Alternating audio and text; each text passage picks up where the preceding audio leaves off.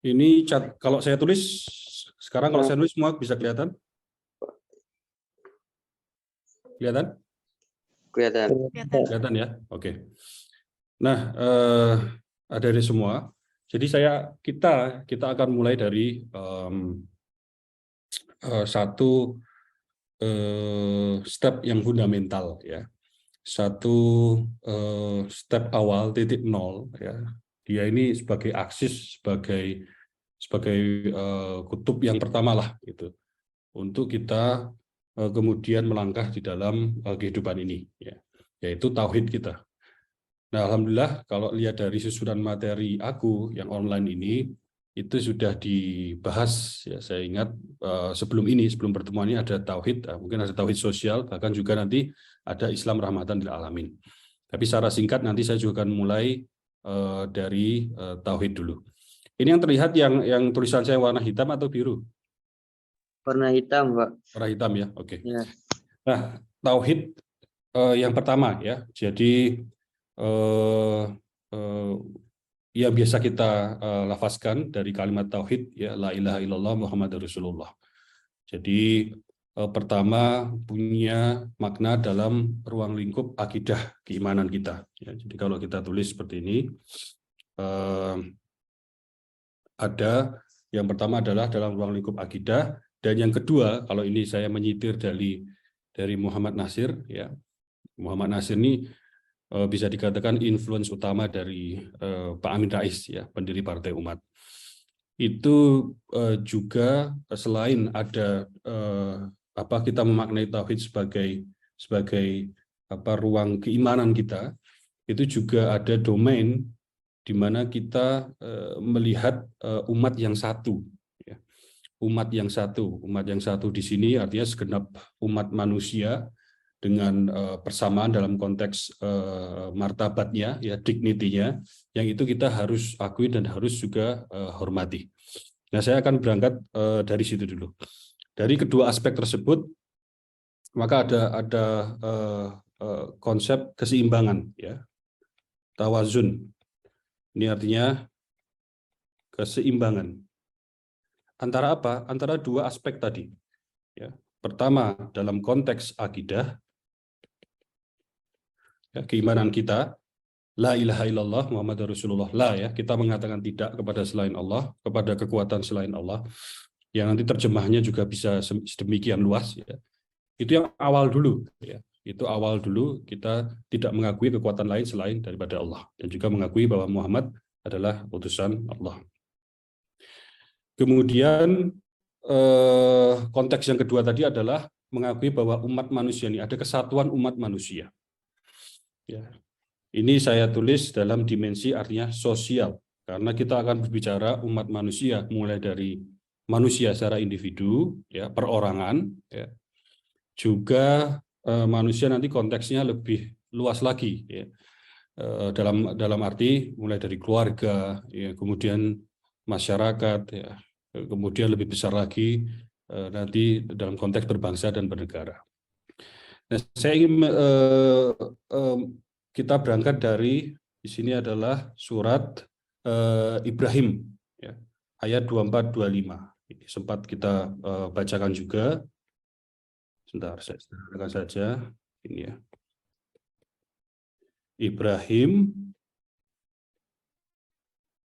24-25 ya. Jadi kalau kita lihat ini ayatnya ya, terlihat ya. Coba salah satu baca ya.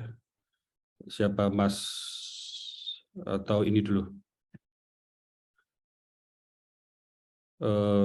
Mbak Kaila coba baca ayat 24 ini, Mbak. Terlihat nggak? Atau dibuka Al-Qur'annya di kalau ada Al-Qur'an di situ atau di HP. Ya, surat Ibrahim ayat 24 ya. Ya, lihat Pak. Bismillahirrahmanirrahim. Alam tara kaifa daraballahu mathalan kalimatan thayyibatan ka syajaratin thayyibatin asluha thabitun wa war'uha fis sama'. Ya, sekaligus 25-nya. Tu'ni Tu'ti ya. tu'ti tu'ti ukulaha kulla hinin bi'idni rabbiha wa yadribullahul amsala linnasi la'allahum yatadzakkarun. Ya, Shadaqallahul adzim. baik. Jadi coba perhatikan ya. Ayat 24 ya. Alam taro kaifa dharaballahu matsalan kalimatan thayyibah. Jadi tidakkah kamu perhatikan ya. Tidakkah kamu perhatikan bagaimana Allah membuat perumpamaan terhadap kalimat thayyibah ya, terhadap kalimat thayyibah. Kalimat thayyibah di sini yang dimaksud adalah salah satunya adalah kalimat tauhid la ilaha illallah Muhammadur Rasulullah. Artinya tauhid kita itu diperumpamakan dengan apa? Syajaratin thayyibah, yaitu adalah pohon yang baik. Pohon yang luxury dalam bahasa Inggrisnya. Yang indah ya. Kemudian juga akarnya teguh ya. Asluha tsabitu ya. Itu akarnya teguh, cabangnya, rantingnya itu menjulang ke langit ya. Wa faruha fis sama. Cabangnya menjulang ke langit. Lebih jauh lagi ya, dibuat perumpamaan oleh Allah Subhanahu wa taala bahwa pohon tersebut pada ayat 25 memberikan buahnya ya, sepanjang waktu, setiap musim atas izin Allah. Ya, demikian Allah membuat perumpamaan supaya manusia kemudian mengingat. Jadi kita perhatikan di sini Allah menggunakan perumpamaan tauhid kita itu adalah seperti pohon. Pohon yang bertumbuh ya, artinya progresif.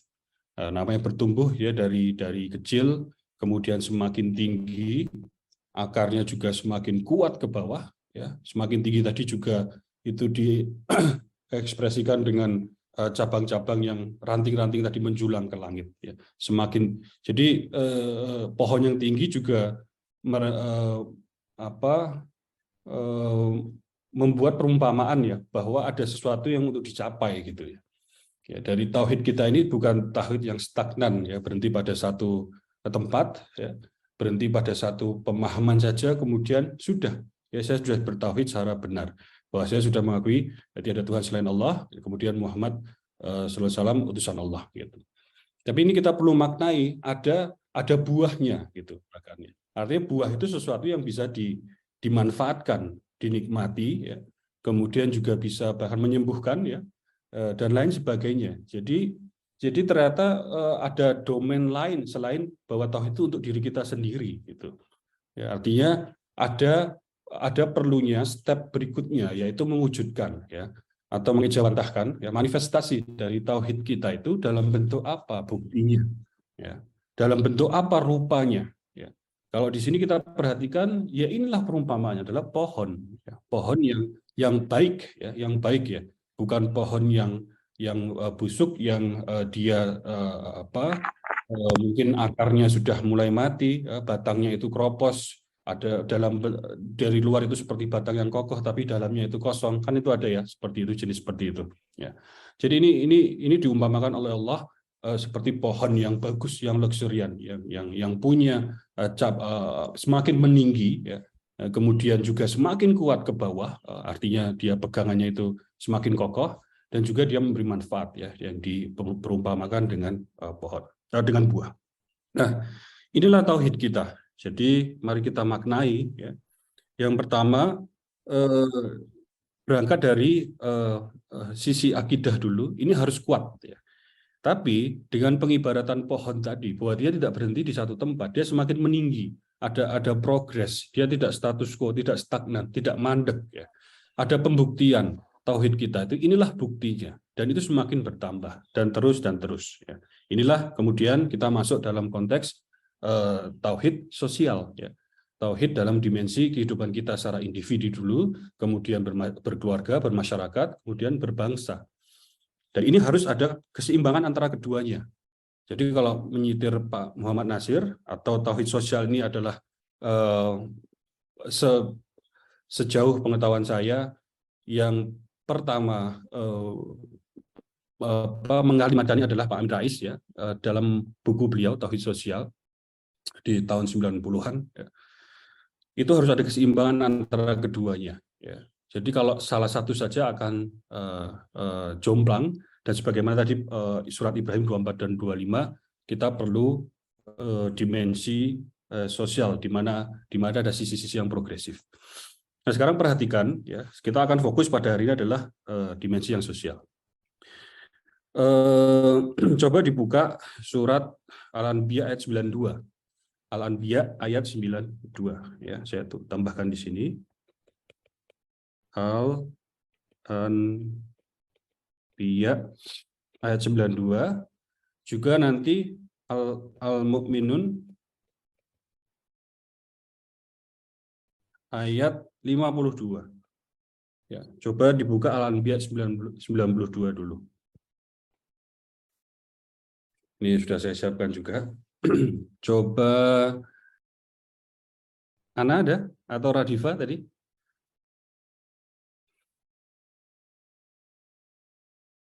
Atau ya Radifa tuh. Oh ya. Al-Anbiya yang 92. Coba. A'udzubillahi minasyaitonirrajim. Bismillahirrahmanirrahim. Inna hadhihi ummatukum ummatan wahidah wa ana rabbukum fa'budun. Ya, sekaligus yang Al-Mu'minun tuh Mbak, yang bawah tuh Mbak. Terlihat ya. Oke. Wa inna hadhihi ummatukum ummatan wahidatan wa ana rabbukum fattaqun. Ya, terima kasih. Jadi coba perhatikan ini ya. Al-Anbiya ayat 92. Sesungguhnya ya, inna hadhihi ummatukum ummatan wahidah. Nah, ini menariknya ya. Umat, kata umat di sini, ummatukum, kemudian di ummatan wahidah. Itu juga diterjemahkan ya ke dalam kata agama tauhid ya. Jadi sesungguhnya agama tauhid ini ya adalah agama kamu semua, dan ini adalah agama yang satu, umatan wahidatan, dan aku adalah Tuhanmu, maka sembahlah aku. Juga di alam Al-Mu'minun ya, sesungguhnya agama tauhid ini, wa inna hadhihi ummatukum ummatan wahidah ya, sesungguhnya agama tauhid ini adalah agama kamu semua, agama yang satu ya, sama, dan aku adalah Tuhanmu, maka bertakwalah kepadaku. Nah, ini kalau kita lihat ya, jadi kata umat ini dalam bentuk tunggalnya disebutkan 52 kali ya, di Al-Quran. Kemudian menurut salah satu pakar, kata umat tersebut di Al-Quran ada 9 arti. Ada 9 arti. Ya, salah satunya selain umat ya dalam arti kumpulan manusia, umat Islam, dan juga umat manusia, itu dua arti yang ada di Al-Quran. Ya. Umat untuk umat Islam dan juga untuk umat manusia. Dia juga dikatakan sebagai agama tauhid, ya, agama tauhid. Jadi kalau kita perhatikan di sini, ini ada dimensi sosial ya, dari akidah kita. Ya, bagaimana kata umat tadi yang satu sisi bisa bermakna agama, ya, agama tauhid, dan juga bisa bermakna himpunan manusia-manusia. Ya. Yang kemudian lebih jauh lagi menurut Quraish Shihab ya, Profesor Quraish Shihab, ini maknanya sangat dalam. Ada gerakan dinamis, ya, ada pergerakan yang dinamis. Kemudian dari 9 arti yang ada di Al-Quran tersebut, salah satu arti kata umat itu adalah waktu yang panjang. Nah, jadi ini ada pergerakan yang dinamis yang membutuhkan waktu, yang punya arah dan punya tujuan. Ya, ini saya nanti agak melompat, kemudian kembali lagi begitu. Ya, jadi itu dimensi sosial yang akan kita bahas hari ini. Ya, sebelum nanti kita masuk ke Mukadimah dan pasal 1 hingga pasal 8. Karena itulah ya, karena akad Mukadimah itu kita berangkat dari pemahaman tauhid dalam konteks sosial. Ya. Baik, sekarang saya lanjutkan. Ini sekarang kita mulai membahas Mukadimah. Ya. Nanti bisa kita share juga filenya Mukadimah, kemudian pasal 1 sampai pasal 8 anggaran dasar. Ya, sekarang dari dimensi sosial ini, ya, dimensi sosial dari tauhid kita,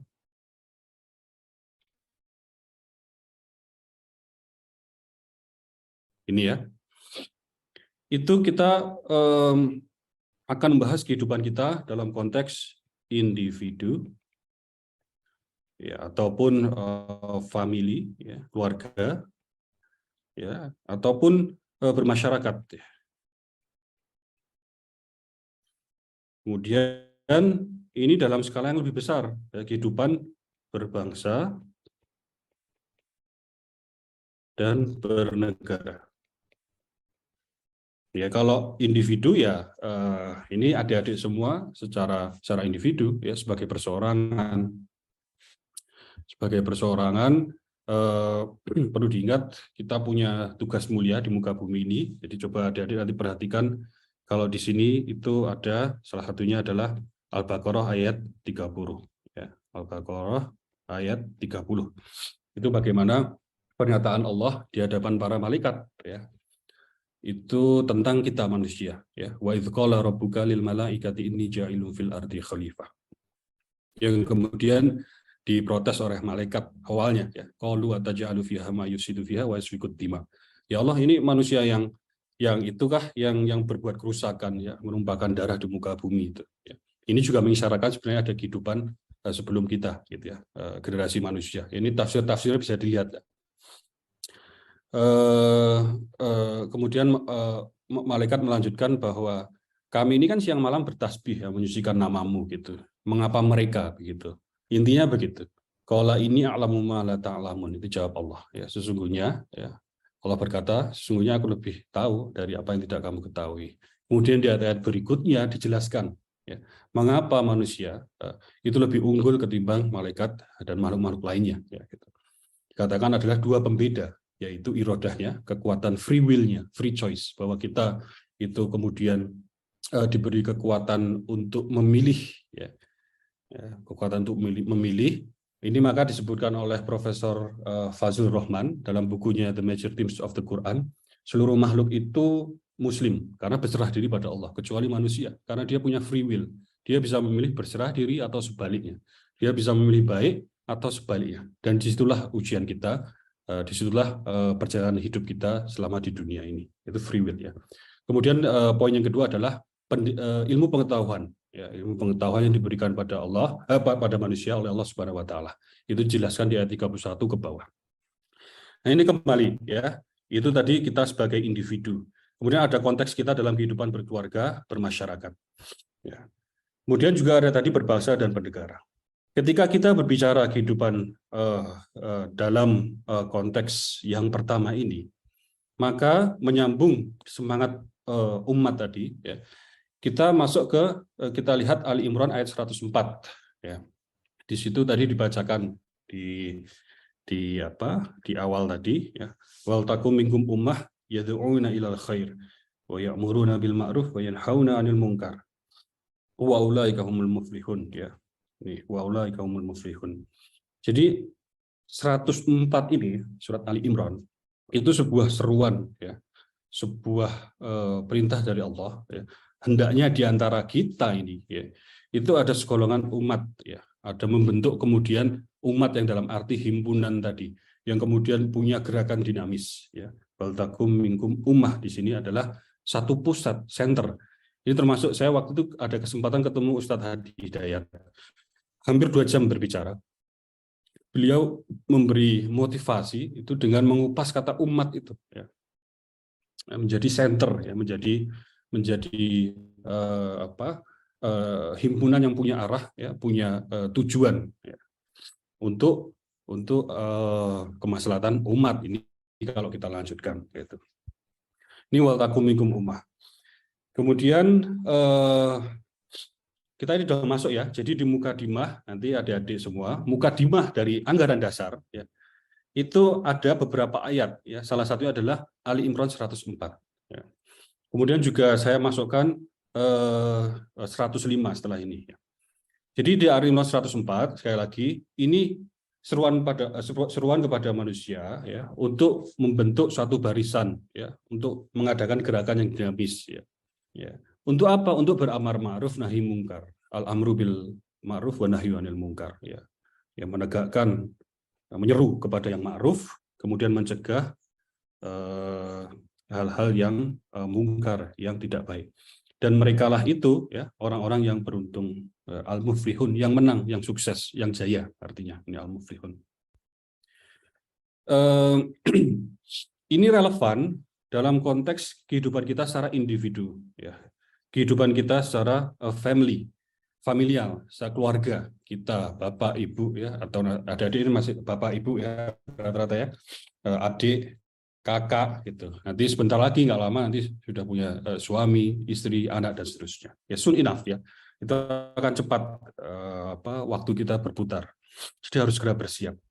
Kemudian dalam konteks kehidupan masyarakat, ini kita semua perlu menegakkan tadi al-amru bil ma'ruf wa nahyu 'anil munkar, ya, mengajak kepada yang baik dan mencegah hal-hal yang tidak baik, hal-hal yang mungkar.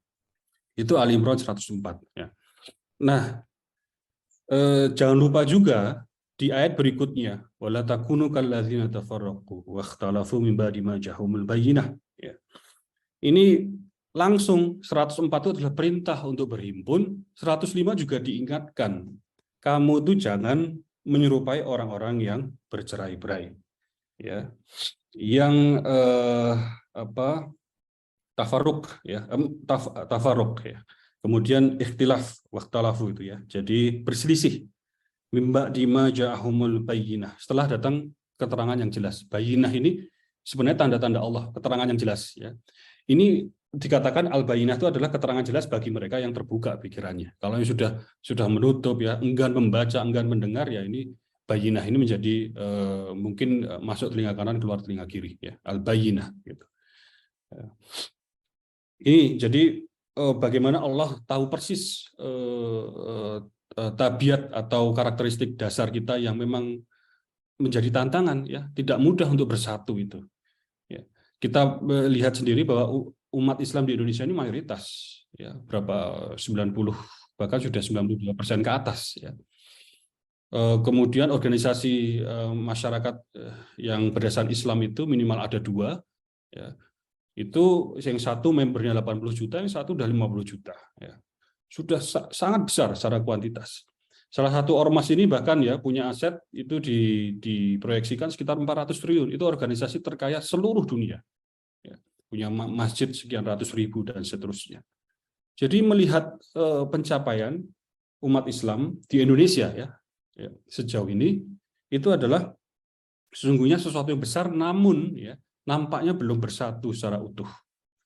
Ya, buktinya ketika kita masuk dalam satu atau kita melihat masih juga banyak masyarakat Indonesia yang miskin, yang hidup dalam garis kemiskinan. Ya, garis kemiskinan itu ada angkanya, adik-adik, ya. Berapa? 460 ribuan rupiah per bulan per orang untuk kebutuhan primer, ya, sandang pangan papan. Bayangkan, bisakah kita hidup sebulan dengan 460 ribu per orang, ya? Itu adalah garis kemiskinan kita. Itu kan menurut saya bukan garis kemiskinan, itu sangat tidak layak hidup dengan 460 ribu rupiah per orang. Ya, itu makan sehari berapa kan? Gitu. Itu ada 26 juta lebih, ya, 26 juta orang. Jadi kalau umat Islam bersatu, ya, harusnya kemiskinan seperti itu menjadi, kalau ada pun persentasenya kecil, gitu. Belum lagi kita bicara pendidikan. Bahwa tahukah adik-adik semua yang kuliah itu di Indonesia itu baru, ya, 10% kurang.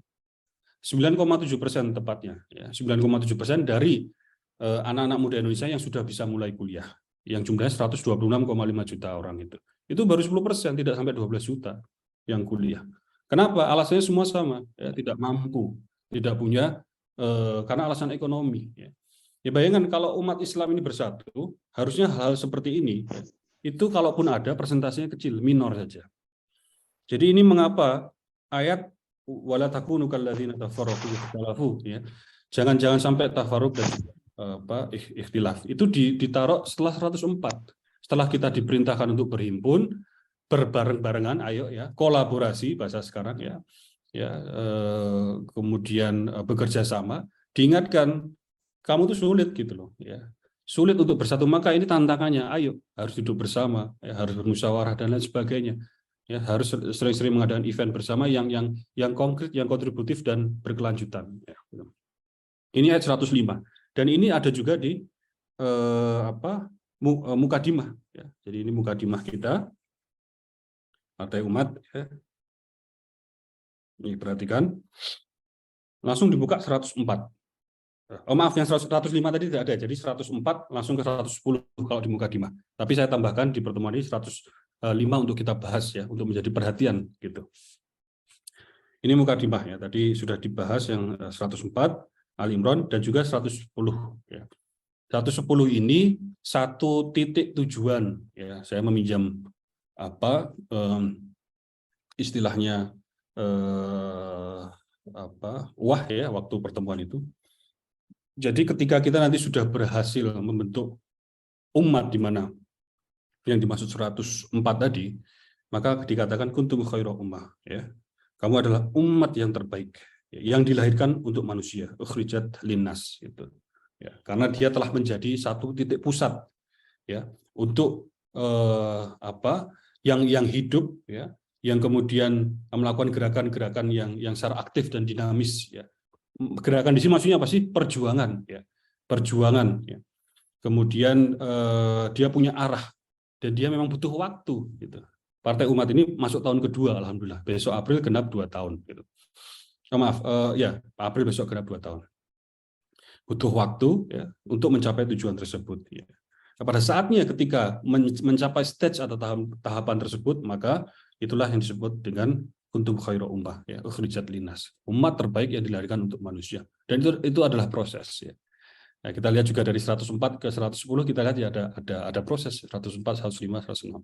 Ya, ini gambaran saja ya, bukan cocokologi ya. Oke. Sekarang saya kembali ke dalam konteks kehidupan. Ini tadi saya tambahkan di sini Al-Baqarah 30, kemudian ada juga di sini Ali Imran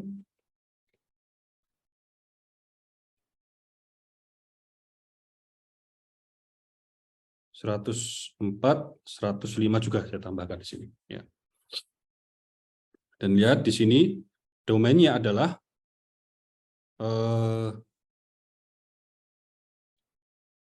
al-amru bil ma'ruf wan nahyu anil munkar. Ya. Amar ma'ruf nahi munkar.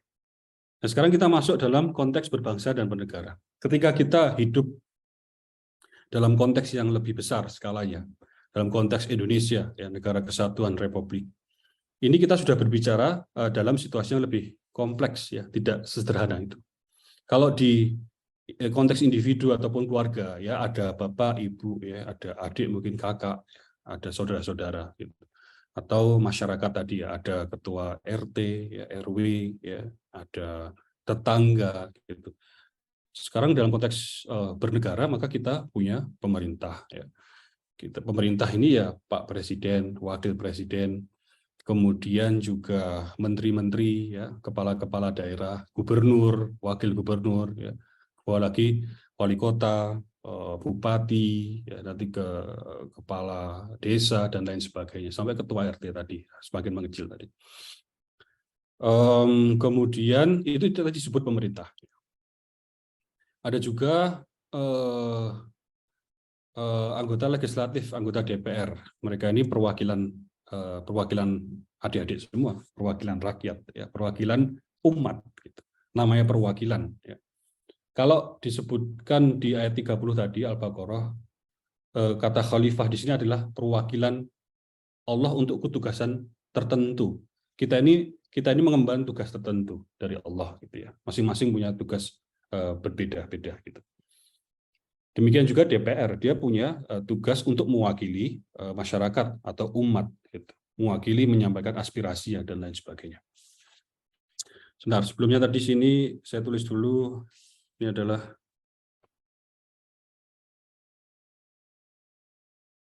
Mukadimah. Ya, penjelasan dari Mukadimah.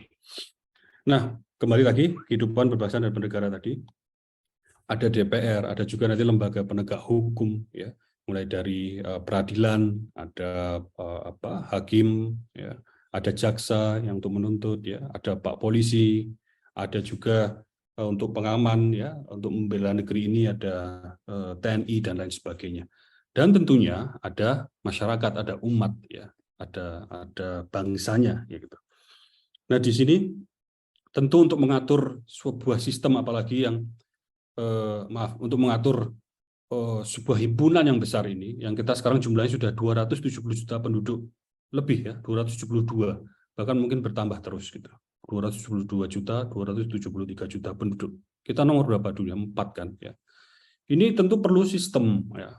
Perlu intinya, perlu bagaimana mengatur, ya, peraturan-peraturan tadi. Nah, dalam konteks peraturan, tentu kita berbicara mana yang menjadi kewajiban, mana yang menjadi hak. Ya, intinya apa yang harus kita lakukan, apa juga yang tentunya bisa kita dapatkan.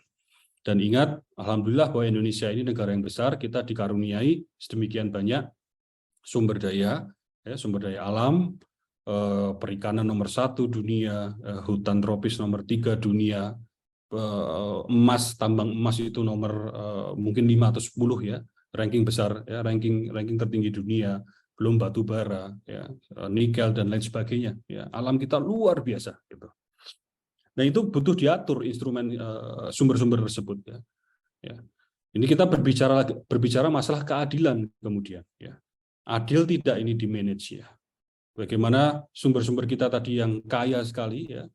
Itu tapi sekali lagi nggak usah ambil contoh yang terlalu banyak, kembali lagi ke contoh masyarakat miskin masih banyak, ya. Yang kuliah baru 10%. Artinya 90% generasi muda Indonesia tidak kuliah sesungguhnya. Sesungguhnya belum kuliah.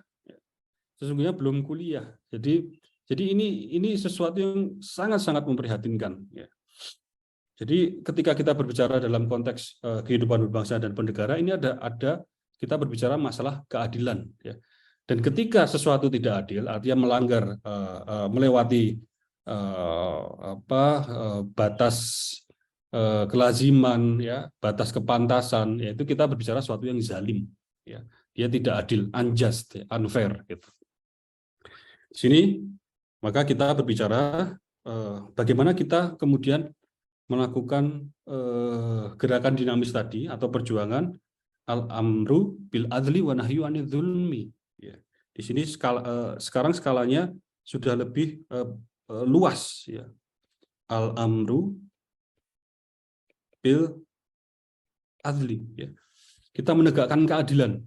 Keadilan di sini adalah keadilan yang multidimensional, segala segi kehidupan, ya. Karena itulah tujuan kita bernegara, ya. Ya, dalam dimensi ekonomi, ya, kita berkecukupan. Tidak usahlah harus yang berlebih-lebihan, tapi yang cukup, artinya kebutuhan sandang, pangan, papan, makan kita, ya, pakaian kita, ya, rumah kita itu cukup, ya. Ya, kalau hujan itu kemudian kita punya rumah, ya, bisa berpakaian dengan pantas, ya, makan dengan cukup nutrisi, itu minimal seperti itu. Tapi ketika masih ada 26 juta, itu angka, ya, 26 juta penduduk Indonesia di bawah maksudnya yang hidup dengan 460.000 rupiah sebulan.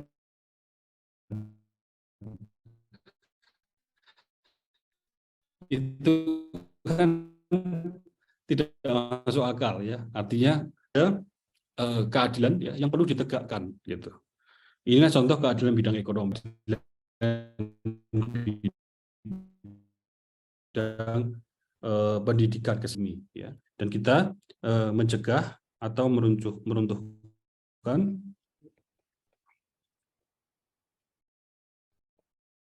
kezaliman, al-amru bil adli wa nahyu anidz zulmi.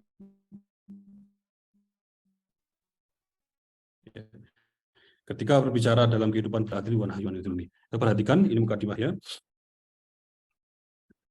Jadi ini teksnya, ya.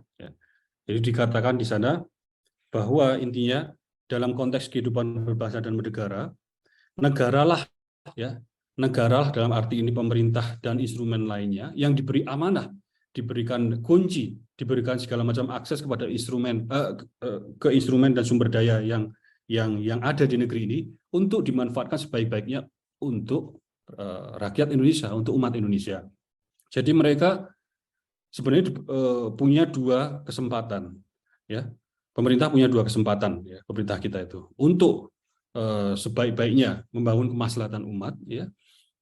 kita makmur ya secara ekonomi, secara pendidikan dan lain sebagainya. Sebaliknya juga, kalau mereka malpraktek, mereka kemudian lupa, mereka kemudian malah fokus pada kepentingan yang kemudian lupa dengan apa yang sudah menjadi sumpah mereka ketika menjabat, ya, itu nanti kemudian malah berbuat hal-hal yang zalim.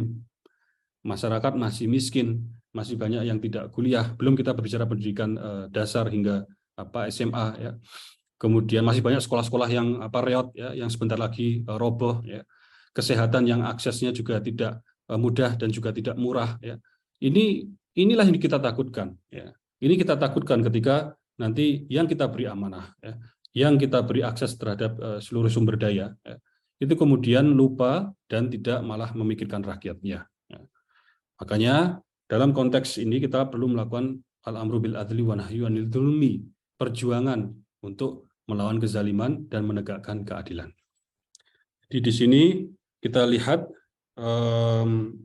beberapa ayat yang dijadikan dasar pada mukadimah kita dalam konteks al-amru bil adli wa nahyu 'anil dzulmi. Salah satunya ini yang sangat sering kita dengar, terutama oleh para yang adik-adik yang laki-laki kalau sholat Jumat, ya.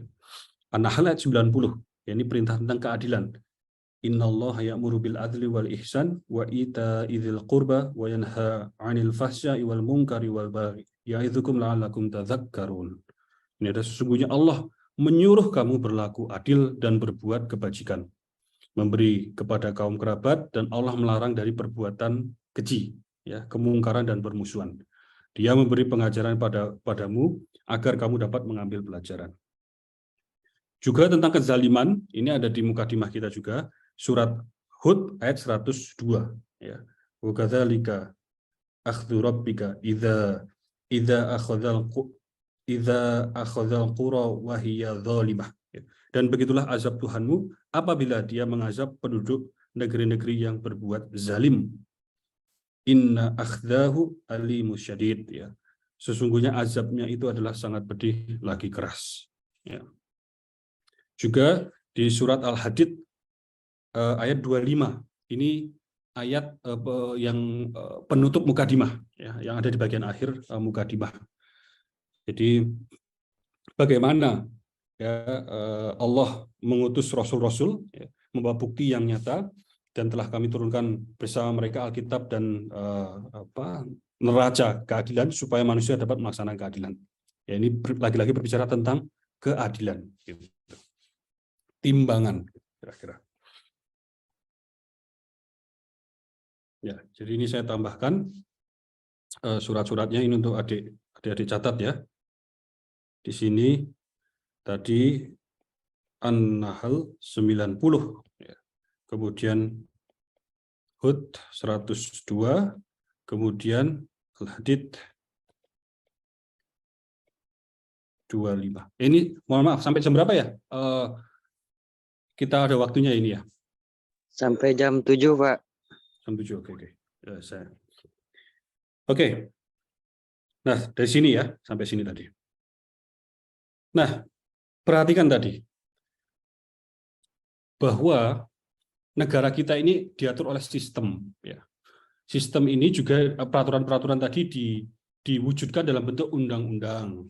Ada undang-undang pendidikan, ya, mengatur pendidikan, mengatur kesehatan, mengatur masalah hukum, mengatur masalah harga, ekonomi, dan lain sebagainya.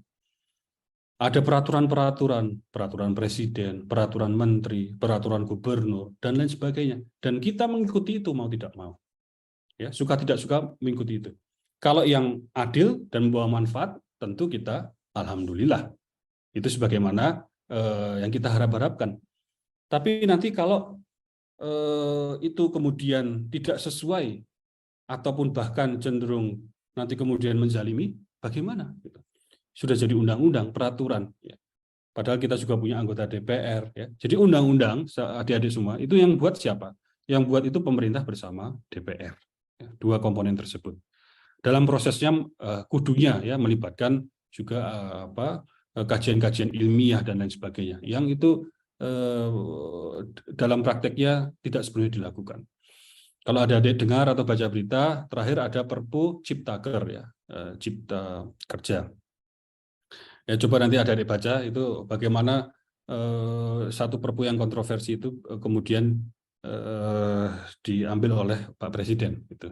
Yang sebelumnya UU Ciptaker sudah dianulir dalam konteks dikatakan oleh MK, Mahkamah Konstitusi, ya, itu inkonstitusional bersyarat. Ya, dalam waktu 2 tahun harus diperbaiki dan lain sebagainya. Tapi alih-alih memperbaiki malah mengeluarkan Perpu, ya, peraturan perundang-undangan pengganti ya, untuk Ciptaker ini, ya. Dan lain sebagainya. Ya. Intinya kembali ke tadi bahwa kitab ini semua diatur dalam bentuk undang-undang, peraturan pemerintah, ya, peraturan gubernur, dan lain-lain. Bahkan harga tempe kita itu nanti juga ditentukan oleh, atau harga kerupuk kita itu, ya, bahan-bahannya itu ditentukan oleh peraturan-peraturan itu tadi. Pulsa yang adik beli itu ada aturannya itu, ya, bagaimana harga, ya, bagaimana kecepatan, semua diatur. Ya. Dan sekali lagi, yang membuat aturan tadi itu pemerintah bersama DPR. Ya, jadi kita lihat, kalau kita ingin mengadakan perbaikan, kalau kita ingin melakukan al-amru bil adli, kemudian juga wan nahyu anidz zulmi, menegakkan keadilan dan melawan kezaliman, maka juga kita perlu menjadi, ya, dengan sistem negara yang sistem tata negara yang ada di Republik ini, di negara kita ini, maka kita perlu menjadi bagian dari pemerintah, ya, ataupun bagian dari DPR tadi. Itu satu pintu kalau kita ingin melakukan perjuangan-perjuangan menegakkan keadilan dan melawan kezaliman secara sistematis dan secara lebih punya kekuatan. Ya, kita perlu masuk menjadi pemerintah, perlu juga masuk menjadi DPR. Untuk menuju ke sana, kita perlu perjuangan yang sifatnya intraparlementer, yang menjadi bagian dari DPR tadi, ya, atau bagian dari pemerintah. Nah, untuk menjadi anggota DPR ataupun menjadi contohnya presiden, wakil presiden, mau tidak mau, ya, terutama yang DPR dulu lah, yang DPR ya, kalau presiden bisa lebih luas ya, yang menjadi anggota DPR tadi, kita perlu menjadi anggota partai. Disinilah kita perlu partai, ya, dengan sistem tata negara yang ada sekarang, sistem pemerintahan, sistem demokrasi yang ada di Indonesia ini, kita perlu partai. Nih dia. Jadi ada juga gerakan-gerakan sifatnya di luar parlementer atau disebut ekstra parlementer, ya, kita melalui BEM, ya, kita melalui LSM bisa juga, tapi sejauh ada batas-batasnya itu cukup jauh, ya, untuk bisa mengadakan kemudian perubahan-perubahan langsung kepada undang-undang atau peraturan-peraturan, karena dia lebih memberi masukan, dia menyuarakan, meneriakkan masukan-masukan, nanti demo dan sebagainya, itu juga perlu. Tapi tidak punya tangan langsung untuk kemudian ikut rapat, ya, untuk menggodok undang-undang atau peraturan-peraturan, tidak punya, gitu. Apalagi kalau kita tidak masuk pemerintahan. Jadi pemerintah, kepala menteri, kepala daerah, itu satu tanda tangannya itu bisa jadi kebijakan yang efektif untuk seluruh Indonesia. Kalau dia menteri, umpamanya Menteri Perdagangan bilang, umpamanya ekspor minyak goreng yang sempat krisis waktu itu sekian, impor dibatasi sekian, itu akan dipenuhi seluruh Indonesia. Bayangkan, satu tanda tangannya, ya, bisa efektif untuk 272 juta penduduk Indonesia. Inilah perjuangannya harus kita tuju di dalam menegakkan keadilan, karena satu tanda tangan tadi bisa menegakkan satu keadilan secara signifikan. Tapi kalau kita gerakannya di luar, ya, tidak masuk ke arah situ dengan demo, dengan membuat tulisan, bisa juga, tapi itu prosesnya lebih panjang dan tidak sampai lebih sifatnya mempengaruhi, gitu. Ya. Jadi bayangkan kalau dia tanda tangannya gubernur bisa efektif untuk seluruh wilayah, seluruh provinsi. Ya, bayangkan jadi gubernur Jawa Barat, satu tanda tangan berapa tuh masyarakat Jawa Barat itu total, berapa puluh juta itu, 50, 40 sampai 50 juta dan seterusnya. Ya, disinilah kemudian alasan pendirian Partai Umat. Ya. Jadi kita ingin, ya, melawan kezaliman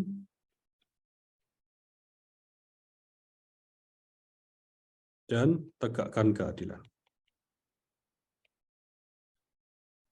Multidimensional, ekonomi, sosial, politik, budaya, pendidikan, hukum, kesehatan, dan lain sebagainya. Itu ya, kezaliman-kezaliman dalam bidang tersebut, keadilan-keadilan dalam bidang tersebut. Inilah yang melandasi berdirinya Partai Umat. Nah, perhatikan di pasal 1 dari ADART. Berdiri Partai Umat. Ya, ini adalah pasal 1 anggaran dasar. Sekarang kita perhatikan pasal 1. Ya, bisa dilihat ya. Ini mengatur, kelihatan enggak? Kelihatan ya? Bisa kelihatan, Pak. Ya. Nama, waktu, dan kedudukan ya. Bernama Partai Umat, M-nya 2 ya, M-nya 2. Jadi kalau di buku-buku Pak Muhammad Nasir ya, buku-buku Indonesia yang ditulis pendiri-pendiri bangsa ini ya, tahun 60, 70, tulisan tahun 30 dan lain sebagainya. Itu memang bahkan beberapa pakar masih ya saat ini ya, itu masih menulis umat itu double M ya.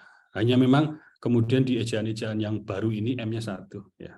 Tapi sesungguhnya M-nya itu 2 ya. Ya, lebih pas dengan asal katanya tadi ya. Partai Umat ya. Ini nama partai yang didirikan, yang kita dirikan. Ya, pendiri utamanya adalah Pak Amin Rais ya. Pak Amin Rais bersama tokoh-tokoh lain, Pak Ka'ban, ya, Habib Thalib Al-Jufri, ya, ada Ustadz Sambo, dan pendiri-pendiri yang lain. Ya. Nanti bisa adik-adik lihat profilnya. Di internet saya pikir sudah cukup banyak juga. Ya. Kemudian didirikan pada hari Sabtu 24 April 2021 di Yogyakarta. Deklarasinya pada hari Kamis itu 29 April, bertepatan dengan 17 Ramadan. Di Yogyakarta juga. Ya, jadi ini tempat lahirnya Partai Umat. Kemudian kantor DPP atau Dewan Pimpinan Pusat Partai Umat itu kedudukannya di ibu kota. Ini aturan pemerintah ya, bahwa kantor pusat sebuah partai harus di ibu kota. Ya, gitu. Ya. Kemudian selanjutnya tadi tentang berdirinya Partai Umat. Nah, dalam perjalanan, dalam proses untuk melawan kezaliman dan menegakkan keadilan, ya,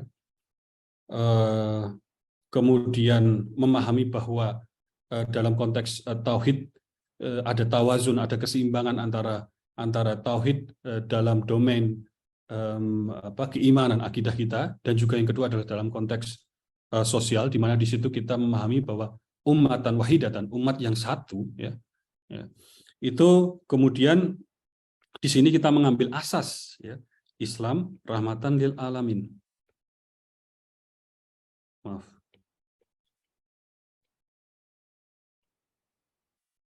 Ya, ini tulisan saya mungkin agak ini di sini ya, karena agak sulit nulis di tablet.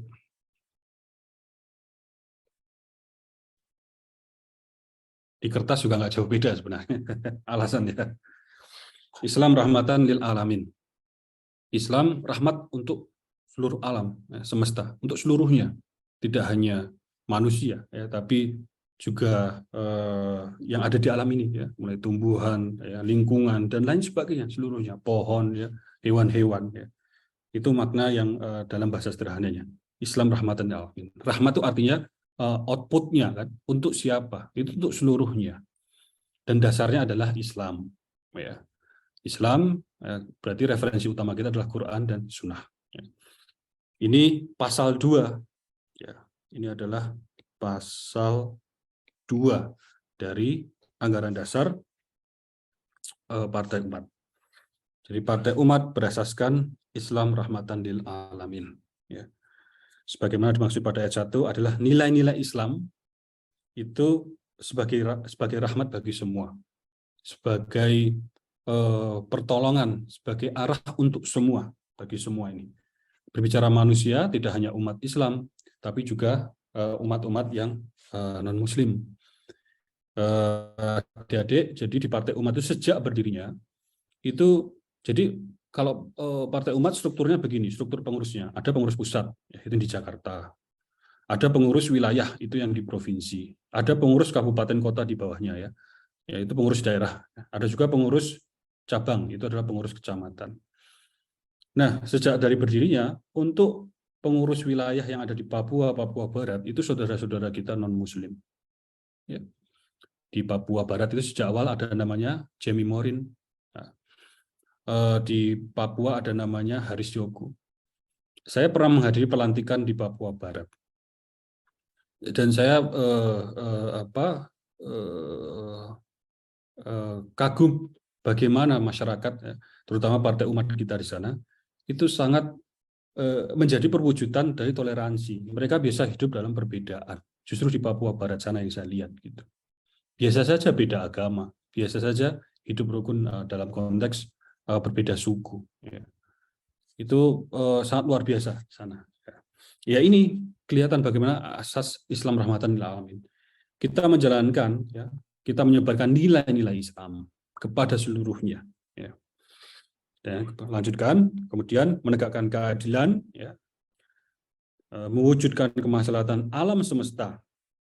Alam semesta, ya, ini tidak hanya manusia, lingkungan kita. Ya. Kalau kita perhatikan bagaimana, ya, tidak hanya di perkotaan, ya, kita lihat di daerah-daerah di Kalimantan sana, ya, yang bekas-bekas tambang itu alamnya rusak. Ya. Saya pernah mengunjungi jadi pelantikan juga di Kalimantan Timur. Ya. Sebelum mendarat itu pesawat itu, saya melihat, ini bahkan saya foto itu, ya, saya buat video juga. Nampaknya indah dari atas itu seperti danau, ya, seperti lubang-lubang danau warnanya biru, hijau. Ya. Tapi itu indah-indah seperti itu mematikan, sebagian beracun. Itu adalah lubang-lubang bekas tambang yang dalamnya ratusan meter, yang tidak kemudian direklamasi atau diperbaiki oleh pabrik-pabriknya, ya, oleh perusahaan-perusahaan tambang yang sesuai aturan harusnya mereka perbaiki. Gitu. Tapi dibiarkan saja karena biaya tinggi dan mereka tidak peduli, sayangnya. Itu real. Saya mengunjungi satu lubang itu memang kelihatan bagus sekali gitu, tapi itu ada yang beracun, yang mematikan.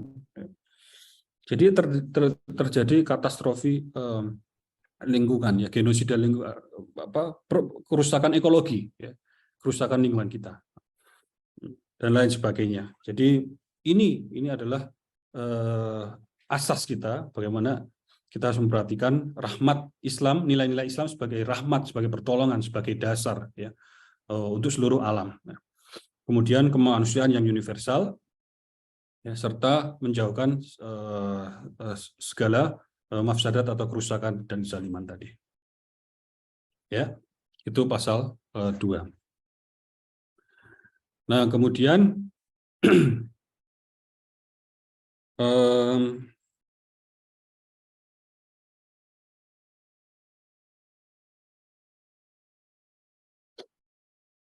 nah, tadi umat tadi, ya, itu dimaknai, ya, lebih jauh lagi adalah sebuah himpunan, ya, kelompok orang-orang, ya, yang kemudian melakukan perjuangan secara dinamis, ya. Jadi harus diterjemahkan, ya, diterjemahkan dalam bahasa yang lebih teknis, itu ada di pasal 3. Himpunannya seperti apa? Ini adalah pasal 3. Bentuknya seperti apa? Ini dijelaskan sebagai partai kader, ya. Partai kader itu secara teori partai yang berfokus pada kualitas kader-kadernya. Ya, kemudian ada proses-proses pengkaderan dan lain sebagainya. Ya, Partai Umat itu adalah partai kader yang terbuka, karena sebagian partai kader itu juga tertutup, eksklusif, khusus umat Islam saja, khusus umat Kristen saja, khusus yang sosial saja, dan seterusnya. Ya. Dan ini berdasarkan Al-Quran dan Sunnah. Ya, dan Sunnah. Ini adalah pasal 3. Partai Umat adalah partai kader yang bersifat terbuka. Artinya dia partai kader itu fokus pada kualitas kader-kadernya, ya. Maka disebut kader. Kader itu bukan hanya anggota, tapi dia sudah melalui proses, ya, melalui proses tadi, ya. Kata umat tadi juga bermakna waktu yang panjang, ya, untuk pembangunan kapasitas, kapabilitas, ya. Kemudian juga sifatnya terbuka, ya, tidak eksklusif pada pada umat Islam saja, suku-suku tertentu saja, kemudian dengan latar pendidikan tertentu saja, atau latar belakang pekerjaan ataupun wira swasta tertentu saja, ini terbuka. Ya. Jadi satu sisi dia terbuka, satu sisi juga kader. Ya. Artinya ada trade off, ada keseimbangan antara dua kutub tadi, terbuka, ya, tapi karena ada kata partai kader, maka ada proses seleksi, ada proses pendidikan, pengkaderan dan lain sebagainya, sehingga mencapai standar dan kualitas tertentu yang berdasarkan nilai-nilai Al-Quran dan Sunnah. Oke. Nah, selanjutnya kemudian di sini kita declare komitmen kita. Partai Umat kemudian menyatakan ya komitnya itu terhadap perjuangan tadi, lawan kezaliman, tegakkan keadilan. Komitmen ini adalah pasal 4. Komitmen itu ada di pasal 4. Jadi itunya istiqomah. Ya. Pasal 4, Partai Umat konsisten dalam menjalankan nilai al-amru bil adli wa nahyu anidz dzulmi, menegakkan keadilan dan memberantas kezaliman. Nah, sekarang itu tadi pada level abstraknya, pada level yang general. Sekarang tentu kita perlu breakdown. Sekarang bertanya how, bagaimana kita melakukan itu semua. Itulah kemudian mulai dijelaskan pada visi dan misi.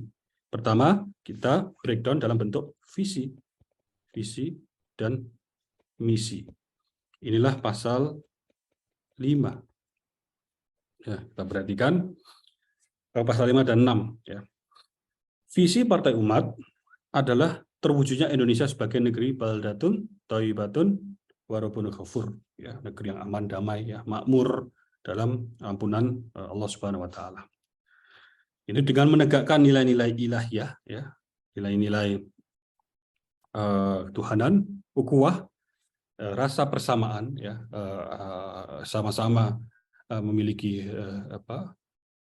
hak, ya, ini dalam konteks sama-sama memiliki martabat dan lain sebagainya. Ya, musawah.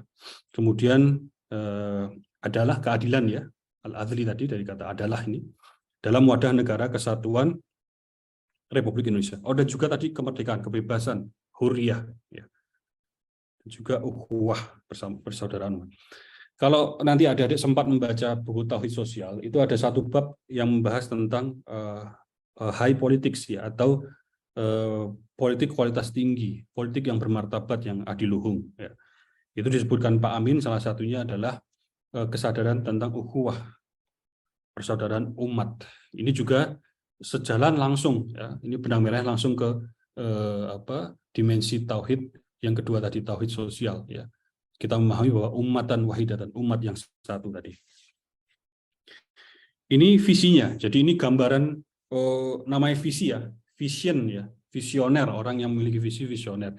Itu memiliki arah nun jauh di sana itu apa yang ingin dituju. Ya inilah, ya, negeri yang baldatun thayyibatun wa rabbun ghafur. Ya, kemudian menegakkan nilai-nilai ilahiyah, ukhuwah, dan selanjutnya. Ini visi besarnya. Kemudian di pasal 6 dijelaskan how-nya secara lebih mendetail. Itu kemudian dijelaskan misi-misi Partai Umat. Ini ada poin A sampai poin N. Tuh, berapa itu? A sampai N. Ya. Yang pertama, mempertahankan tegaknya NKRI di atas prinsip ketuhanan yang Maha Esa. Jadi adik-adik, kalau lambang Partai Umat adik-adik perhatikan adalah bintang dan perisai. Ya. Bintang di dalam perisai itu adalah lambang tauhid, lambang ketuhanan yang Maha Esa. Bintang itu. Dan perisai itu maksudnya melindungi, ya, melindungi bintang tersebut. Jadi ini yang pertama. Ya. Mempertahankan tegaknya NKRI atas prinsip ketuhanan yang Maha Esa. Ya, yang awal sekali, ya, ini sejalan juga dengan tauhid kita tadi. Ya. Kita berangkat dari tauhid. Kemudian mewujudkan kehidupan kebangsaan yang dirahmati Allah, yang memegang teguh nilai-nilai ilahiyah dan tetap menjaga nilai luhur budaya bangsa serta mengembangkan semangat perdamaian, toleransi, saling menghormati dan bekerja sama. Ini adik-adik, kalau menyitir perkataan Profesor Gib, kalau nggak salah ya, disitir oleh Muhammad Nasir juga, bahwa Islam itu bukan hanya sistem teologi, ya, tidak hanya berbicara agama, tapi dia adalah paket komplit ya, dari sebuah peradaban, sebuah kebudayaan manusia. Dia itu menyeluruh. Ya. Makanya dengan pemahaman tawazun yang keseimbangan antara dimensi akidah dan juga dimensi sosial, maka Islam akan relevan untuk seluruh permasalahan yang ada di muka bumi ini. Ya. Itu tadi maksud bahwa Islam itu sesungguhnya mencakup semuanya, ya, A sampai Z. Ya, Al-Quran itu dan Sunnah mencakup seluruhnya. Ya, yang C, mewujudkan kekuasaan pemerintahan yang adil, amanah, dan bertanggung jawab secara konstitusional melalui pemilu. Ya, adik-adik ini umurnya berapa? Ya, sudah punya hak pilih kan tahun 2024 insya Allah. Maka gunakan sebaik-baiknya. Ya, harapan saya tentu adik-adik yang mengikuti aku, ya, kemudian nanti juga setelah ini ada ketertarikan untuk aktif mungkin di lembaga organisasi sayap Partai Umat, ada Garda, Gerakan Generasi Muda Umat, ya, di situ belum masuk partai dulu, jadi bisa mengadakan kegiatan-kegiatan, ya, kemudian mengenal lebih jauh tentang Partai Umat, ya, kemudian nanti bisa harapannya juga menjadi kader, ya, yang jadi agen-agen, ya, dari agen-agen gagasan maksudnya, ya, untuk dari Partai Umat. Ya. Adik-adik 2024 itu secara populasi 60% yang nanti penduduk Indonesia dan juga artinya 60% yang punya hak pilih itu adalah anak-anak generasi Z dan juga generasi milenial, zilenial dan milenial, umur 17 hingga 40 tahun. Itu jumlahnya 60%. Dia mendominasi. Tapi adik-adik kalau perhatikan anggota DPR RI yang sekarang ini itu yang anak-anak muda, ya, itu yang di bawah 25 tahun baru 4%, tidak representatif. Dia secara populasi besar, tapi secara representasi di DPR minor. Nah, bagaimana? Seharusnya kan yang besar ini, yang ada di populasi Indonesia juga terwakili, ya, lebih dalam porsi yang proporsional. Gitu. Ya. Jadi ini adik-adik sudah mulai harus punya proyeksi, ya, 2024 gunakan hak pilih, ya. Syukur nanti sebagian sudah jadi kader Partai Umat juga, ya.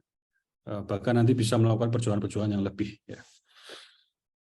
Ya, kemudian D, ini pemerintahnya amanah, kuat, berwibawa, bebas dari praktik korupsi, kolusi, nepotisme, dan lain sebagainya. Mengutamakan transparansi, akuntabilitas maslahat umum, dan sistem meritokrasi. Ya, meritokrasi itu artinya kita menempatkan seseorang pada posisi-posisi tertentu itu karena meritnya, karena memang kapasitasnya, keahliannya sesuai gitu loh. Ya, kita kalau mau minta, kalau kita naik kereta tentu kita minta masinis kan yang menjalankan, yang memimpin, ya, bukan pilot, ya, ataupun sebaliknya. Pesawat juga bukan masinis, ya. Jadi harus sesuai. Yang salah itu yang bahaya, dan kita sering mendengar dalilnya itu, ya, kalau kita taruh seseorang tidak berdasarkan keahliannya, maka tunggu kehancurannya. Gitu. Ini yang maksud meritokrasi. E, mewujudkan sistem ekonomi Indonesia, ya, yang makmur dan berkeadilan. Makmur dan berkeadilan.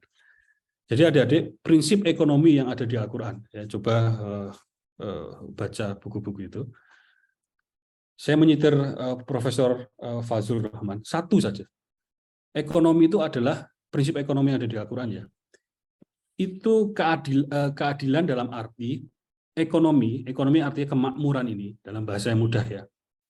Itu tidak mandek di satu titik, tapi dia menyebar. Masyarakat seluruhnya dapat. Tidak perlu berlebih-lebihan. Yang penting pas tadi, kebutuhan pasnya itu tercapai. Ya. Jadi tidak mandek. Nah, situasi kita sekarang itu terbalik sayangnya. 1% orang kaya di Indonesia yang 1% ini menguasai aset nasional 50% lebih. Tanah-tanah, properti itu dikuasai 1% orang kaya Indonesia. 99% kita rebutan, 50% sisanya, bayangkan. Ya kita ini yang 99%. Gitu. Yang 1% itu yang punya properti di sana, villa di sana, mungkin punya pulau ini dan lain sebagainya. Nah, itu tentang sistem ekonomi, ya. Berkeadilan berdasarkan Pancasila sesuai dengan UUD 45. F, mewujudkan kedaulatan pangan, energi, dan air. Ya, ini masih berhubungan juga dengan ekonomi. Ya. Energi, air yang menurut Undang-Undang Dasar 45 itu harus dikelola oleh negara, karena itu menyangkut hajat hidup orang banyak, menyangkut kepentingan hidup orang banyak, itu harusnya dikelola sedemikian rupa sehingga masyarakatnya makmur. Dan Indonesia ini punya 1001 alasan untuk menjadi makmur sesungguhnya. Ya, tadi saya katakan, perikanan Indonesia nomor wahid, nomor 1 seluruh bola bumi itu, Indonesia itu nomor 1. Potensi perikanannya, bayangkan. Sekian puluh juta ton, coba lihat datanya. Ya. Ada data dari Kementerian Kelautan juga itu. Ya, itu ada di Indonesia. Hutan tropis kita nomor 3. Ya. Tambang kita luar biasa. Ya. Mau batu bara, mau emas, ya, nikel, dan lain-lain. Ya, itu kita punya alasan untuk menjadi negara makmur sesungguhnya, punya resource, ya, punya resource untuk ke sana. Ya. Tapi pertanyaannya, kemana itu semua? Ya. Kemana itu sumber daya alam itu diangkut? Kita lihat di Freeport sana, di Papua sana, adik-adik coba browsing Freeport, ya, Freeport McMoran itu, tambang emas dari Amerika sana, yang ada di bumi Papua kita, sudah puluhan tahun itu mengeruk. Dulu pegunungan Jayawijaya yang menjulang ke atas itu, ya, bagian pegunungannya itu sekarang menjadi lembah yang kalau melihat dari jauh itu seperti truk-truk yang muatannya ton-tonan itu, yang raksasa itu, yang gede, rodanya itu mungkin 1,5 kali tinggi manusia atau 2 kali, itu seperti mainan kecil, saking dalamnya. Dan tidak hanya emas, ada uranium, ada bahan-bahan untuk nuklir dan lain sebagainya. Yang terakhir, izin diperpanjang. Lah bagaimana? Padahal sebagian tokoh-tokoh bangsa ini sudah menyerukan untuk ada perbaikan kontrak karya, gitu. Di stop dulu lah, gitu. Dilihat dulu menguntungkan nggak untuk masyarakat Indonesia. Tapi ini tidak dilakukan, gitu. Ya, itu energi, air, dan lain sebagainya. Kemudian menegakkan hukum yang adil tanpa diskriminasi melalui aparat dan institusi hukum yang bersih, mandiri, dan profesional. Ya, adik-adik kalau sering-sering baca, ya, penegakan hukum pasca reformasi tahun 98 itu cenderung menurun. Sempat naik tapi kemudian cenderung menurun. Ya, kita tahu kadang ada salah tangkap, ya. Bahkan kemarin yang disebut extrajudicial killing, ya. Kalau ada mengikuti beritanya, ada pembunuhan 6 laskar, ya, yang KM50. Ya. Sebenarnya nanti ada dibacalah, ya. Ini penegakan hukum masih sangat diskriminatif, masih partisanship, ya, menegakkan untuk sebagian orang yang dipilih dan kemudian menggunakan sebagai senjata untuk mematikan, ya, untuk melawan, ya, orang-orang sebagian tidak dipilih, ya. Jadi ini sangat berbahaya, gitu, karena hukum harusnya untuk menegakkan keadilan dan melawan kezaliman, bukan sebaliknya.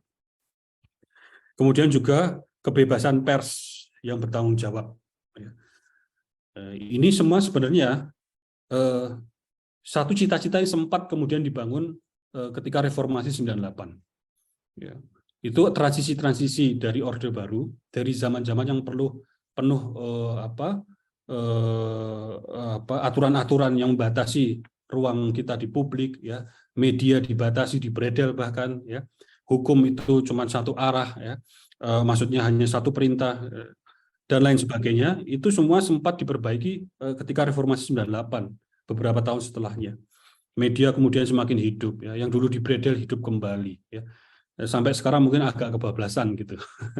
Ya, di sini dituliskan dan etika moral sehingga masyarakat memperoleh informasi yang benar, objektif, transparan, dan bertanggung jawab. Tapi kita lihat media saat ini masih ada, ya, yang berdedikasi, masih ada yang punya integritas.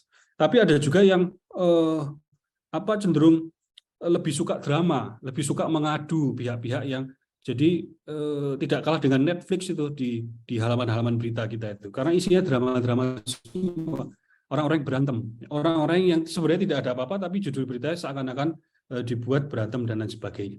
Jadi bukan lagi yang konstruktif, ya, bukan lagi yang membangun, tapi justru mengadu atau memecah. Ya, ini bahayanya.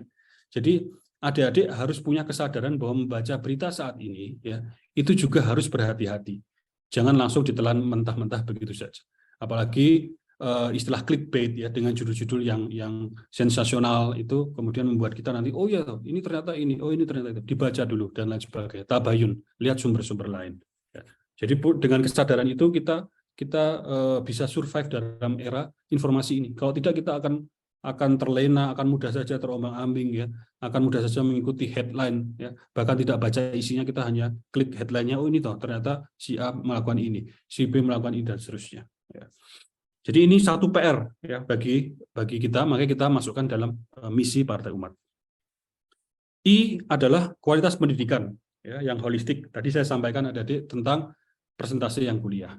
Belum lagi pernah saya sampaikan juga bahwa ada tes apa namanya PISA ya, tes PISA itu matematika, reading, satunya science, 3 mata pelajaran untuk anak 15 tahun dilakukan di seluruh Indonesia. Kemudian untuk negara untuk 41 negara yang tergabung dalam, maaf saya lupa itu Perhimpunan Negara-Negara Penghasil Minyak ya, nggak salah. Indonesia termasuk ya. Itu di ranking hasilnya. Ya. Indonesia untuk matematika alhamdulillah nomor 1 dari bawah dari 41 negara. Anak umur 15 tahun. Ini kita berbicara kualitas pendidikan ya. Matematika rata-rata 15 tahun Indonesia dari tes PISA tadi ya. Itu nomor 1 dari bawah, artinya nomor 41. Nah sekarang sains itu biologi, ilmu alam ya dan lain sebagainya, ya, fisika. Lagi-lagi Indonesia nomor 1 dari bawah 41. Kemudian literatur atau reading tadi ya, membaca ya tentang literatur. Indonesia juga nomor 1 dari bawah, ya nomor 41. Ini kan data ini harusnya dibuka gitu loh. Data ini harusnya disebarkan jadi bahan evaluasi.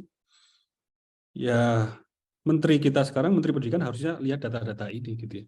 Jadi bukan dengan program-program yang populer saja yang tapi harus yang jelas gitu loh ya, mau kemana. Ini pendidikan kita darurat gitu.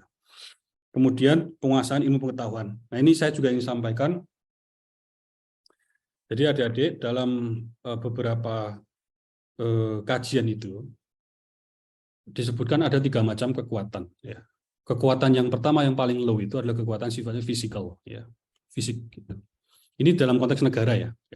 Berarti kekuatan mungkin angkatan bersenjatanya. Yang kedua, kekuatan ekonomi.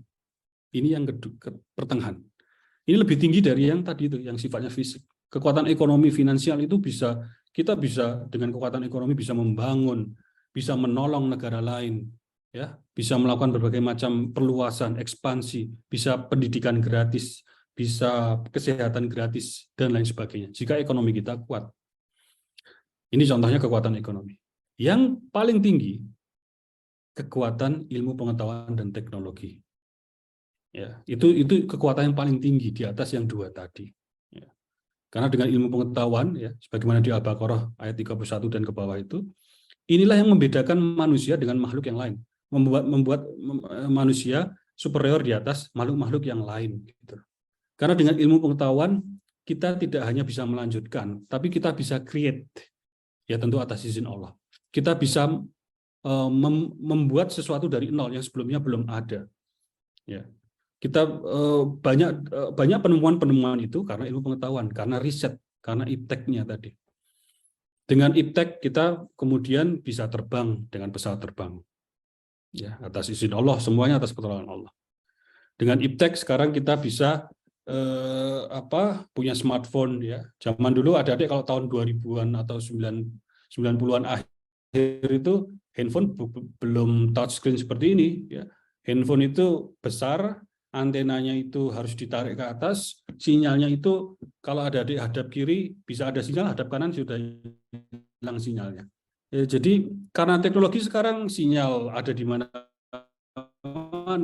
4G, 5G, ya, bisa browsing di mana-mana. Tahun 2000-an awal internet sudah ada, tapi kita kalau mau download harus ke warnet ya. Masih ada istilah warnet nggak? Warung internet ya. Mungkin sekarang udah nggak ada dan lain sebagainya. Ya, ini poin I adik-adik ya. Ya, ilmu pengetahuan, teknologi, seni ya, untuk mewujudkan SDM sumber daya manusia Indonesia khususnya generasi muda milenial ya, milenial termasuk ini juga zilenial, adik-adik semua dan zilenial. Adik-adik ini adalah natif digital. Ya, natif digital itu lahir di era transformasi digital. Ya, yang kemudian memiliki kesadaran ilahiyah, berakhlak mulia, profesional dan memiliki jiwa nasional Indonesia, nasionalisme Indonesia. Lanjut, J adalah kesejahteraan perempuan melalui perlindungan, pemberdayaan, dan optimalisasi perannya untuk kemaslahatan umat. Jadi coba adik-adik buka itu data dari Komnas Perempuan ya, Komnas Perlindungan Perempuan. Bagaimana data kekerasan domestik yang angkanya seingat saya 400 ribuan itu yang dilaporkan dalam 1 tahun, 400 ribuan yang dilaporkan kekerasan terhadap perempuan. Jadi ini satu challenge ya di Indonesia, di negara yang timur. Bagaimana karena Islam sangat memuliakan perempuan, ya. Bahkan menaruh dalam situasi yang sama dengan laki-laki dalam beberapa konteks, gitu loh. Jadi ini kenapa kita masukkan menjadi misi Partai Umat. Di DPP sendiri dan sampai di DPD kita punya bidang pemberdayaan perempuan, Partai Umat ya, bidang pemberdayaan perempuan.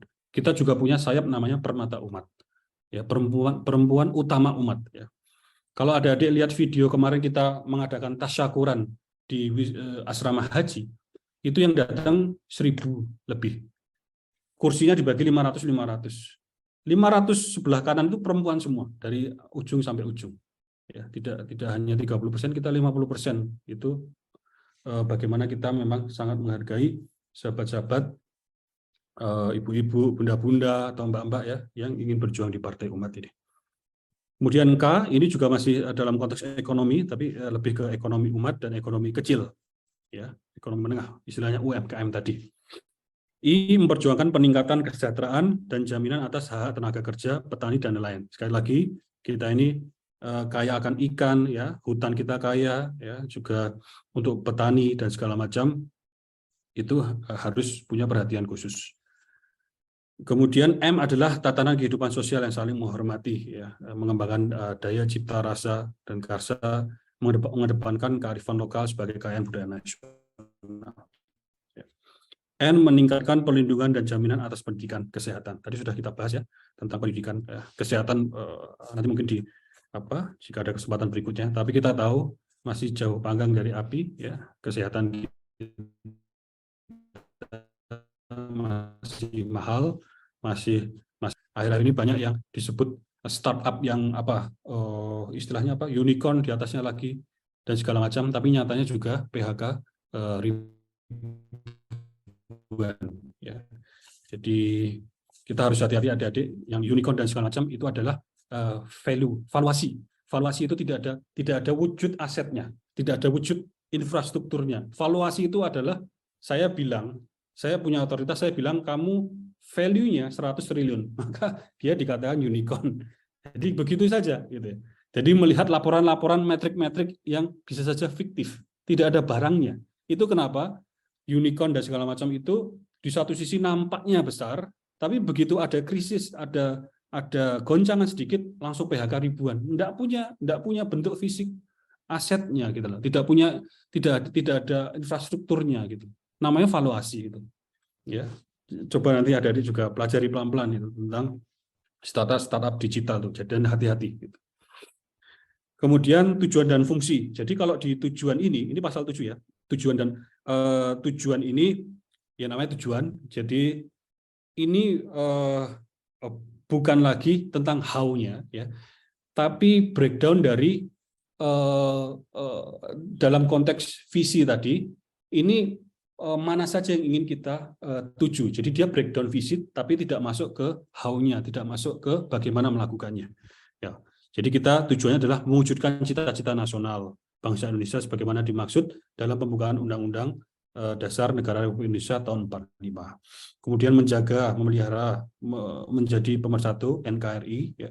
Kemudian menjadi alat perjuangan untuk mencegah kezaliman dan menegakkan keadilan. Ya. Kemudian tadi negeri yang baldatun thayyibatu wa rabbul ghafur. Ya. Untuk D, mengembangkan kehidupan demokrasi berdasarkan Pancasila dan seterusnya. Ya. Untuk E, melakukan pendidikan politik kepada rakyat agar memiliki kesadaran akan hak. Nah, yang agak saya skip itu secara umum tadi sudah sempat kita bahas ya.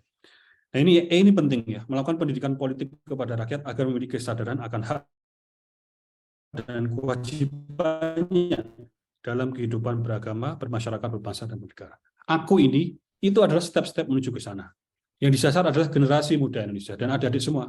Adik-adik semua ini soon enough dalam waktu dekat akan melanjutkan kepemimpinan nasional. Waktunya kapan? Soon enough ya. Sudah mulai 17, 18, 19, nanti 20 itu sudah mulai harus siap. Ingat pendiri bangsa ini, Soekarno, Hatta. Hatta itu ketika membicarakan pledoinya itu, Vrij Indonesia, Indonesia Merdeka itu di hadapan pengadilan di Belanda sana, di mana dia akan dipenjara. Itu umurnya berapa? 20-an tahun. Ya Soekarno itu umuran berapa ketika turun dari panggung ke panggung untuk memberikan orasinya? 26 tahun. Ya, semua tokoh-tokoh negeri ini ya, dibangun oleh pemuda-pemuda gitu. Ya, oleh pemuda-pemudi. Ya, maka adik-adik ini semua, ini saatnya ya, sekarang mulai bersiap-siap. Ya. Itu Partai Umat, ya, salah satu tujuannya adalah melakukan pendidikan politik. Ya. Jadi politik yang sekarang dianggap tabu, yang dianggap, aduh, janganlah, yang tidak boleh ke masjid, tidak boleh ke sini, dan itu politik identitas, dan segala macam, itu adik-adik jangan langsung terpengaruh. Ya, jangan kemudian nanti, saya nggak mau masuk politik, saya nggak mau nyoblos dan segala macam. Jangan lihat tadi undang-undang, peraturan-peraturan siapa yang buat. Kalau kita diamkan, kita biarkan orang-orang yang tidak paham masuk ke sana, ya nanti hasilnya jadi undang-undang, peraturan-peraturan yang tidak paham. Ya, F ini tadi melakukan rekrutmen politik melalui mekanisme demokrasi berdasarkan integritas, kapabilitas dan lain sebagainya. G, membangun komunikasi politik berlandaskan akhlak dan etika politik serta memperluas partisipasi politik warga negara. Nah, ini partisipasi politik warga negara. Harapannya dari aku ini adik-adik kemudian aware ya dengan situasi negeri ini dan aware bahwa saya perlu juga melakukan perjuangan politik. Yang terakhir adalah pasal 8, terakhir untuk sesi ini ya. Fungsi ya, ini tadi fungsi ini berangkat dari teori partai politik seperti apa ya. Fungsinya apa? Pertama, sarana pendidikan politik ya, dengan membangun etika dan budaya politik dalam kehidupan berbangsa, bernegara dan seterusnya. Kemudian sarana komunikasi politik, ya, itu artinya kita menjadi wadah untuk menyampaikan aspirasi, artikulasi, ya, agregasi dan lain sebagainya. Yang terakhir adalah sebagai sarana sosialisasi politik dalam alat perjuangan dakwah sesuai visi, misi dan tujuan Partai Umat. Ya, ini sebagai awalan ya dalam pertemuan ini untuk memperkenalkan pada adik-adik pasal mukadimah, pasal 1 hingga pasal 8. Lain sebagainya ini nanti tentang lambang, ya, Mars tadi yang adik-adik nyanyikan juga. Nanti bisa kita bagian kopinya yang dari AD dulu. Bahkan bisa di-download kok sebenarnya. Ada di internet juga. Tapi nggak apa, nanti mungkin kita siapkan ya Mas Iwan ini. Ya, terima kasih. Silakan nanti kalau ada pertanyaan kita mungkin masih ada waktu sekitar 10 menit. Ya. Terima kasih. Saya kembalikan ke moderator Mas Kian tadi. Assalamualaikum warahmatullahi wabarakatuh. Pak, terima kasih Bapak Pak Ridho.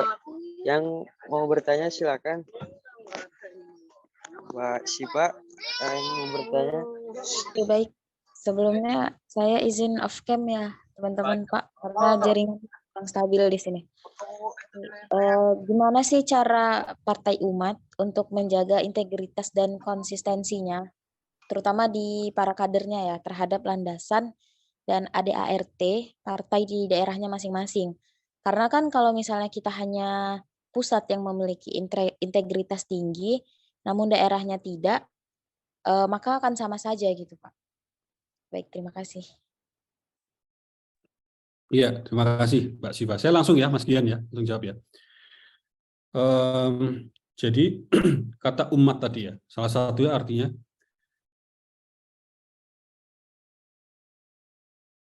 salah satu arti dari 9 arti ya, yang ada di Al-Quran tadi adalah waktu yang panjang. Dan kita sadar betul bahwa perjuangan itu ya sampai akhir hayat ya.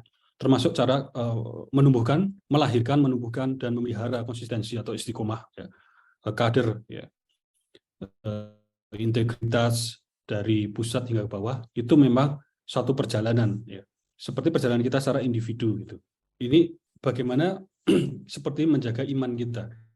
Jadi iman yang kuat itu menurut saya bukan iman yang sudah jadi kemudian dia akan selamanya kuat, tapi iman yang kuat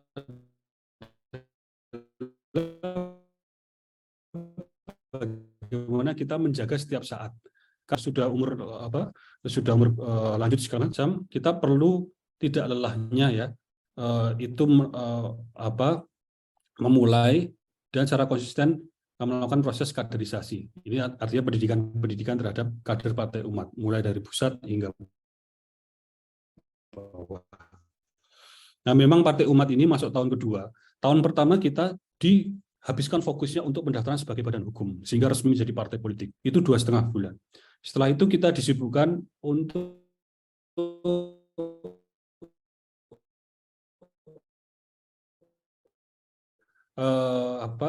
kemarin lebih dari tambah 3 bulan.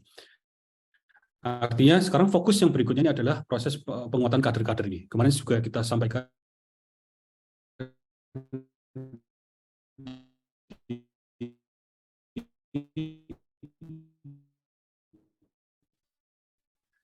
tasyakuran ya. Saya sampaikan sifatnya internal itu adalah penguatan ya, yang melalui pendidikan internal ya. Kemudian juga melalui membuat sistem pemilihan kader-kader ya, pengurus-pengurus yang memang siap gitu ya. Siap itu siap lahir batin, karena ini perjuangan bukan perjuangan mudah ya. Tantangannya itu luar dalam, kanan kiri atas bawah. Jadi harus siap lahir batin. Jadi kita